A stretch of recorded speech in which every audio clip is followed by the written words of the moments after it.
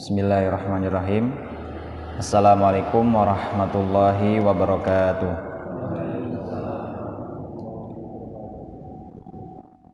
Bismillah, alhamdulillah, la hawla wa la quwata illa billah, amma ba'd.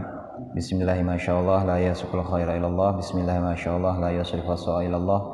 Bismillahi masyaallah, ma kana min ni'matin faminallah. Bismillahi masyaallah, la hawla wa la quwata illa billah. Masyaallah hadirin wal hadirat jamaah Masjid Al-Iqbal rahimakumullah. Alhamdulillah di puasa kali ke 5 ya Pak? 4 5 besok. Di puasa kali kelima ini kita dapat berkumpul kembali dalam rangka menyambut berbuka.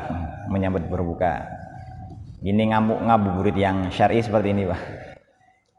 Kita isi sesuatu hal yang positif selama bulan Ramadan ini, sehingga tidak ada satupun waktu dalam bulan Ramadan yang terbuang sia-sia. Ini kita, kalau kemarin Pak Khairul membahas kitab Ta'limul Muta'alim, kemarin saya sudah matur ke beliau, ke Pak Khairul. Mungkin saya akan membahas kitab tentang fadilah Al-Quran. Ini sini sebenarnya saya bawa dua kitab. Yang pertama yaitu kitab Arba'in fi Fadailil Quran, 40 hadis tentang fadilah Al-Quran, dan kitab yang sangat familiar yaitu kitab Riyadhus Shalihin. Ada yang nggak tahu Pak kitab Riyadhus Shalihin? Paling nggak pengarangnya lah. Siapa pengarang dari kitab Riyadhus Shalihin? Siapa pengarang dari kitab Riyadhus Shalihin? Waduh, nggak ada yang kenal nih. Tak kenal maka kenalan nih. Masa nggak tahu Bu? Siapa penyusun dari kitab Riyadhus Shalihin? Kitabnya sangat familiar. Wah, nggak tahu pengarangnya nih. Pengarangnya Imam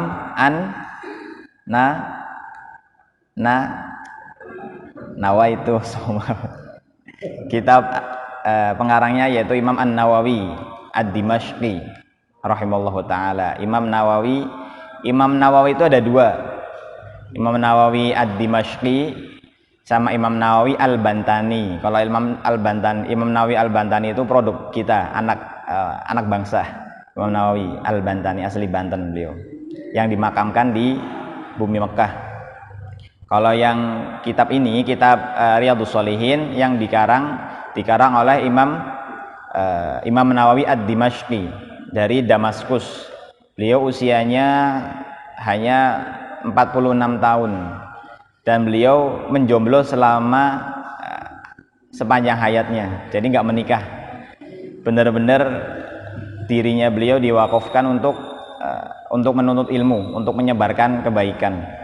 Tapi subhanallahnya ilmu beliau sampai hingga detik ini. Jadi salah satu karya beliau tidak kurang dari 450 kitab. Kalau 450 kitab zaman sekarang mungkin satu kitab satu jilid. Tapi zaman dulu jangan dibayangkan satu kitab hanya sebatas 150 eksemplar, hanya satu jilid. Ulama zaman dulu walaupun sangat banyak keterbatasan, nulis pun hanya harus dicelup tintang ya Pak. Nulis kan tulis habis dicelup. Itu bisa menghasilkan karya satu judul bisa lebih dari 2 jilid. Kalau kita tahu kitab Sahih Muslim yang dihimpun oleh Imam Muslim, kitab Sahih Muslim salah satu disyarahkan oleh Imam Nawawi. Syarahnya itu sebanyak 15 jilid.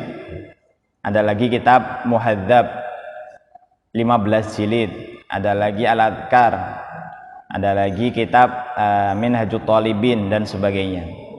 Alhasil kalau kita hitung 46 tahun usia dengan sejumlah karya 450 kitab, itu kayaknya nggak cukup. Jadi salah satu bentuk keberkahan keberkahan usia yang dimiliki oleh salafun sholeh yang sampai detik ini bisa kita rasakan, ya salah satu keberkahan waktu dari Imam Nawawi. Usianya sangat pendek, tetapi bisa menghasilkan karya sedemikian banyak. Kalau kita usia, anggaplah misalnya usia balik, kita balik usia berapa, Bu? Balik usia berapa? Anggaplah 15 tahun. Berarti Imam Nawawi, anggaplah misalnya beliau balik usia 15 tahun. 15, sebelum 15 tahun beliau sudah menghatamkan Al-Quran, sudah hafal Al-Quran, dan sudah hafal kitab Sahih Bukhari dan Sahih Muslim. Jadi anggaplah misalnya beliau mulai produktif nulis usia 20 tahun. Jadi rentang waktu 20 tahun sampai 46 tahun usia wafatnya beliau hanya 26 tahun usia produktif. 26 tahun itu beliau seproduktif mungkin sehingga melahirkan karya yang lebih dari 400 jilid, 400 kitab, yang masing-masing, yang setiap kitab kebanyakan berjilid-jilid. Jadi bisa dibayangkan kalau sebagian ulama menghitung kalau dihitung-hitung waktu 24 jam kita itu sama dengan beliau. Kalau dihitung pokoknya full 24 jam, tidak belum sama makan, belum sama ibadah, belum sama baca Al-Quran, itu kira-kira Imam Nawawi menulis satu kitab satu hari sebanyak 3 lembar. Bisa dibayangkan, 3 lembar satu hari. Itu belum termasuk sama kepotong waktu beliau tadarus Al-Quran, kemudian bersama makan, amaliyah basyariyah yang lain, amaliyah manusia seperti halnya kita dan sebagainya. Jadi salah satu keberkahan waktu yang sampai detik ini kita rasakan. Kebanyakan kitab-kitab beliau yang pada umumnya dikaji, baik itu di pesantren atau di majelis-majelis taklim, salah satunya yaitu Riyadhus Shalihin. Begitu pula kitab Adkar dan syarah Muslim juga sering banyak dikaji. Jadi untuk mendapatkan keberkahan dari beliau, mari kita mulai. Ini tidak saya mulai dari halaman pertama karena biar lebih sesuai dengan waktu, karena ini bulan Ramadan. Kita mulai dengan bab Fadilah Al-Quran, tentang Kitabul Fadail, di subbab kitab Fadil Quran, Fadlu Qiraatil Quran, bab tentang fadilah membaca Al-Quran, fadilah seputar Al-Quran. Mungkin akan saya baca sekitar 1-2 hadis, kemudian kita bahas. Depan saya nggak ada jam, takut bablas. Bismillahirrahmanirrahim. Qala mu'allif syekhuna rahimallahu ta'ala al-Imam Nawawi ad-Dimashqi rahimallahu ta'ala, nafa'anallahu bihi wa bi'ulumi fid dharain, amin. Al-Fatihah. A'udzu billahi minasyaitonir rajim. Bismillahirrahmanirrahim. Alhamdulillahi rabbil alamin arrahmanir rahim maliki yaumiddin. Iyyaka na'budu wa iyyaka nasta'in ihdinas siratal mustaqim. Siratal ladzina an'amta 'alaihim ghairil maghdubi 'alaihim waladdallin. Amin. Hadis ke-991 an Abi Umamah radhiyallahu anhu qala sami'tu Rasulullah sallallahu alaihi wasallam yaqul Iqra'ul Qur'an fa innahu ya'ti yaumal qiyamah syafi'an li ashabihi, rawahu Muslim. Hadis ke-992 wa an Nawas bin Sam'an radhiyallahu anhu qala sami'tu Rasulullah sallallahu alaihi wasallam yaqul yu'ta yaumal qiyamah bil Qur'an wa ahlihi alladzi kanu ya'maluna bihi fid dunya taqdumuhu suratul Baqarah wa Ali Imran tuhajjani an sahibihima, rawahu Muslim. Ini ada 2 hadis yang cukup familiar di telinga kita, tapi mungkin belum familiar di perbuatan kita. Hadis yang pertama ini juga sangat familiar. Iqra'ul Qur'an, bacalah kalian Al-Qur'an. Ini diriwayatkan oleh Abi Umamah. Abi Umamah ini namanya Iyas bin Tha'labah. Abi Umamah ini salah satu, ini ada sedikit kisah menarik tentang Abi Umamah. Kalau biasanya orang Arab itu lebih akrab dipanggil bukan namanya, tapi nama kakeknya atau nama anaknya. Jadi misalnya Abi Umamah ini bukan nama asli. Umamah ini nama putranya beliau. Namanya aslinya Iyas bin Tha'labah. Jadi kalau mungkin kita punya putra, misalnya Pak Khairul punya putra namanya Mas Afif, berarti Pak Khairul bisa dipanggil dengan nama Abu Afif. Abu Afif. Atau misalnya dipanggil dengan manggil anak dipanggil nama ayahnya. Berarti misalnya Mas Afif namanya bisa dipanggil juga dengan Ibnu Khairul. Ibnu Khairul berarti putranya Khairul. Itu lebih akrab, orang-orang Arab seperti itu. Jadi Abi Umamah ini namanya bukan Umamah, bukan Abi, bukan Abu, tapi namanya Iyas bin Tha'labah. Nah, beliau ini salah satunya mendapat rukhsah dari Rasulullah ketika perang Badar. Perang Badar itu terjadi tahun 2 Hijriah ya Pak. Tahun 2 Hijriah. Jadi pasca Rasulullah hijrah beserta sahabatnya, maka pecahlah perang Badar. Perang yang menentukan keadaan umat muslim. Jumlah perang Badar itu seharusnya 314. Ingat-ingat ya Pak. 131. Kalau kita mungkin familiarnya 212. Kalau perang Badar familiarnya 313. Nah, harusnya itu pasukan perang Badar ketika itu 314. Tapi kekurang satu, yaitu adalah Abu Umamah atau Iyas bin Tha'labah. Kenapa kok beliau tidak ikut perang? Karena ketika itu Iyas menghadap ke Rasulullah, wahai Rasulullah, ibuku sedang sakit, maka izinkan aku untuk tidak ikut perang. Tapi dalam satu riwayat Iyas itu sudah masuk ke pasukan. Kemudian datang kabar ke Rasulullah bahwa ibunya Iyas itu sedang sakit, sehingga Rasulullah melarang Iyas untuk berperang. Jadi di sini ada 2 riwayat. Satunya Iyas menghadap ke Rasulullah untuk izin, satunya memang tidak diperbolehkan sama Rasulullah. Qadarullah setelah perang Badar selesai dan dimenangkan oleh umat muslim, ternyata ibundanya Iyas meninggal, wafat. Sehingga ketika itu Rasulullah ikut melayat, dan kata Rasulullah, engkau sekalipun tidak ikut perang Badar, engkau tetap mendapatkan pahala perang Badar. Subhanallah. Ini salah satu keutamaan dalam berislam. Sekalipun kita tidak melakukan amaliyah tertentu, bisa saja kita mendapatkan fadilah tersebut. Kita mungkin, mohon maaf, kita seorang yang fakir, tidak mampu berhaji karena secara finansial kita tidak mampu. Tapi bisa saja karena tekad kita berusaha nabung sehari 1.000. Qadarullah pada tahun depan Allah mengambil nyawa kita. Bisa saja mungkin Allah sudah mencatat kita sebagai gelar haji di mata Allah. Atau misalnya kita istiqomah sholat duha, dalam satu waktu kita tidak sholat duha, maka keadaan tersebut juga Allah catat sebagai kita seperti orang yang sholat duha, karena sekalipun kita tidak melakukan sholat duha karena keistiqomahan kita. Sekalipun memang ada anjuran untuk kita mengqadha ya, misalnya kita sudah istiqomah sholat duha, sholat tahajud, tapi satu waktu kita absen karena udzur syar'i, maka tetap dianjurkan untuk mengqadha. Ini salah satu sahabat yang memang bermukim di Madinah, Umamah atau Iyas bin Tha'labah.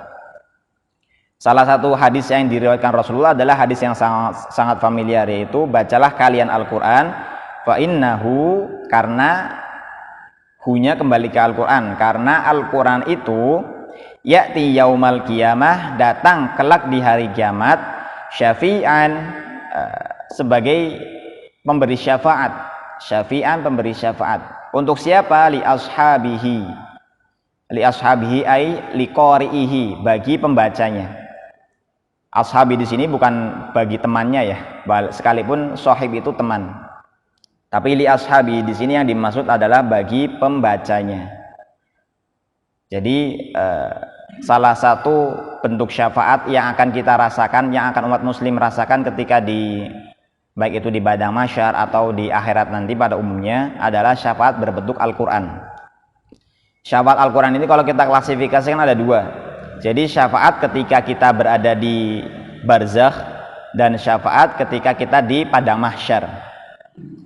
Jadi ada sangat banyak bentuk syafaat, baik itu syafaat Rasulullah, atau syafaat yang secara umum syafaat dari amal kita, misalnya syafaat sedekah, syafaat yang memang kita rasakan ketika di barzakh, alam barzakh.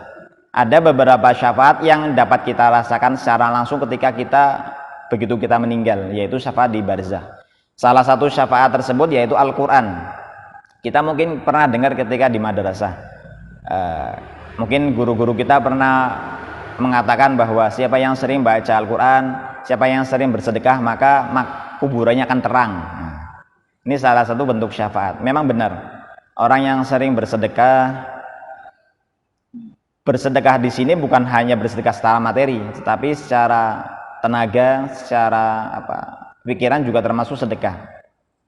Intinya yang punya jiwa kepekaan sosial tinggi daripada yang lain itu akan diberi syafaat sebelum kita masuk kepada mahsyar, maka akan diberikan syafaat di alam barzakh. Adapun ini yang tadi kami katakan bahwa syafaat Al-Quran ini ada dua klasifikasi. Syafaat ketika kita berada di barzakh, alam barzakh, yaitu sebagai sahabat kita. Bahkan Ibnu Hajar mengatakan bahwa Al-Quran ini akan Allah wujudkan sebagai makhluk. Jadi mohon maaf, mungkin beberapa akidah ada yang mengatakan bahwa Al-Quran itu makhluk. Termasuk pada abad-abad kedua Hijriyah itu sangat gencar kaum Mu'tazilah. Orang-orang Mu'tazilah, orang-orang Khawarij itu mengatakan bahwa Al-Quran itu makhluk, bukan kalamullah tapi makhluk.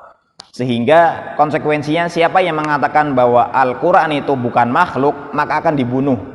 Wah, ngeri. Salah satu korbannya Imam Hambali, Imam Ahmad bin Hambal.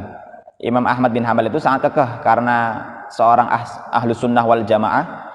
Beliau kekeh bahwa Al-Quran itu bukan makhluk, tapi kalamullah, kalamun qadimun, kalam yang kekal. Sehingga ketika beliau mengatakan Al-Quran bukan makhluk, maka dibantai habis-habisan sampai beliau wafat di tangan orang-orang Mu'tazilah. Tetapi berbeda ketika Al-Quran sudah, kalau di hari kiamat kan Al-Quran tinggal lembarannya saja, tinggal kosong. Jadi naudzubillah, kalau misalnya kita mendekati hari kiamat, kalau kita buka Al-Quran ternyata Al-Quran kosong, karena hukumnya sudah Allah angkat. Lembaran Al-Quran itu kosong, tapi kalamnya Allah tetap kekal. Nah, ketika sudah hari kiamat, maka Allah wujudkan Al-Quran dalam bentuk yang lain.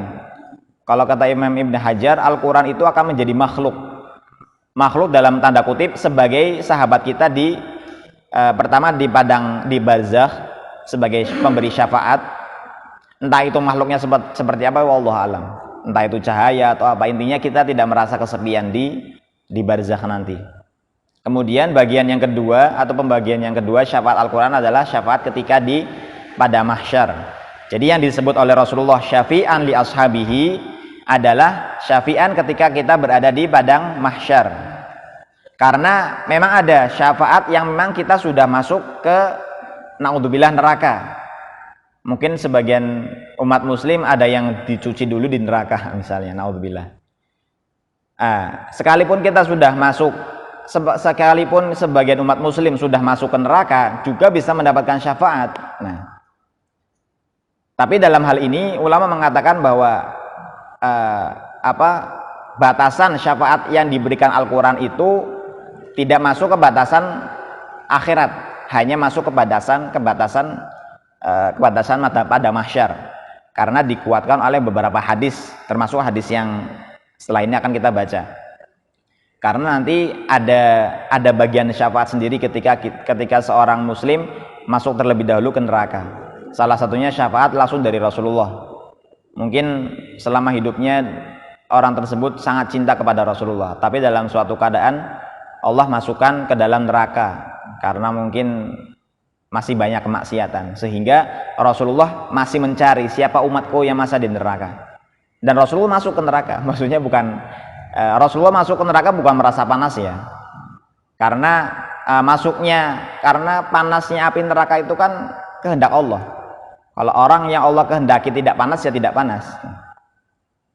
Jadi sampai dikatakan bahwa ketika Rasulullah memberi syafaat kepada umatnya di akhirat, di neraka, maka Rasulullah ya masuk ke neraka, mencari-cari mana umatku yang ada di neraka.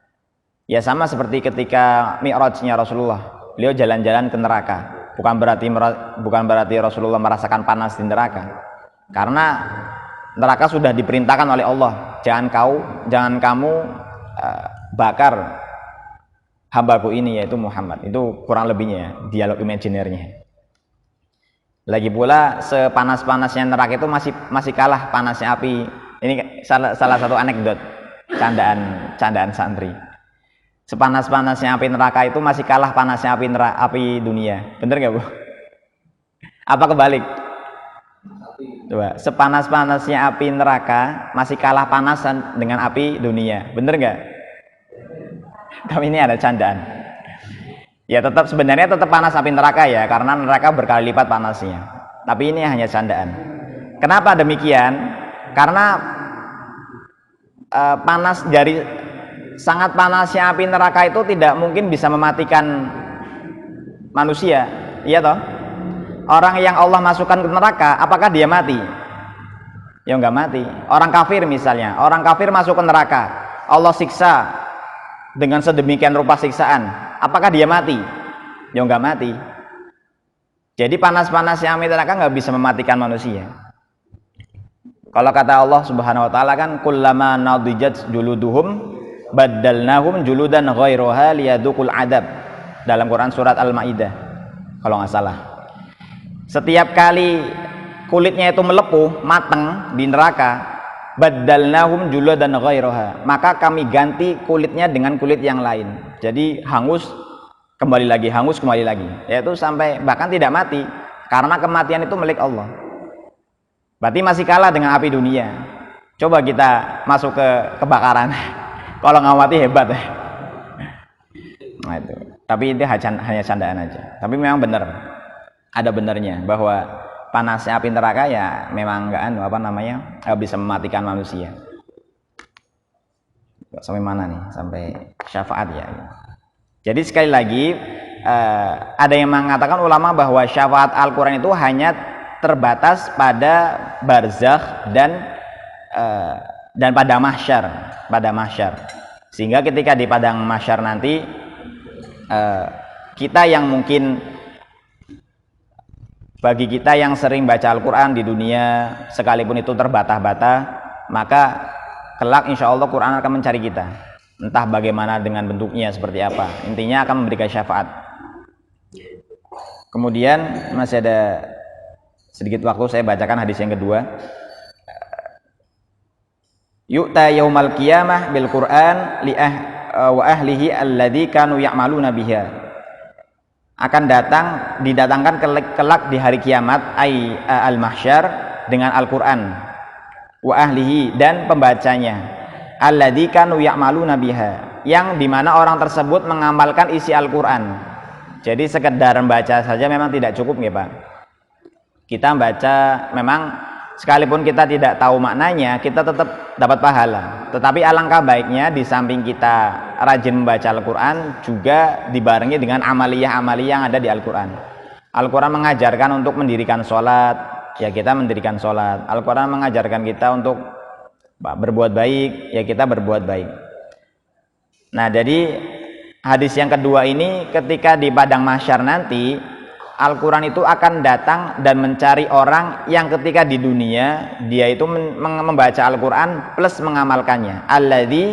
Alladzina kanu ya'maluna biha, yang dimana orang tersebut mengamalkan isi Al-Quran tersebut, bukan hanya membacanya gitu, tetapi mengamalkan isi dari kandungan Al-Quran.